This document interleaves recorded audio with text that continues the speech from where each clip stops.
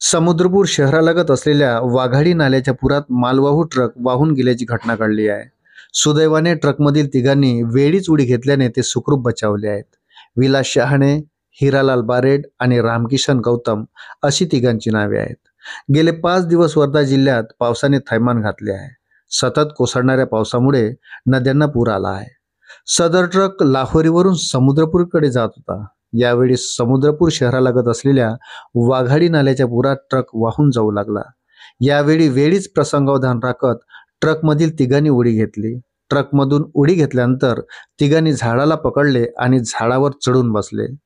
Samudrapur police ठाण्याचे ठाणेदार संतोष शेगावकर यांना घटनेची माहिती मिळताच त्यांनी आपत्कालीन व्यवस्थेला कळवले. मात्र पुराचे पाणी वाढत असल्याने प्रथम त्यांनी घटनास्थळी धाव घेतली. गावातील युवकाच्या मदतीने जवळपास 1 तासाच्या अथक परिश्रमानंतर तिघांची पुरातून सुखरूप सुटका करण्यात आली. ठाणेदार संतोष शेगावकर यांच्या या धाडसीपणाचे सर्वत्र कौतुक करण्यात येत असून पुरात अडकलेल्या तिघांनी त्यांचे आभार मानले आहे.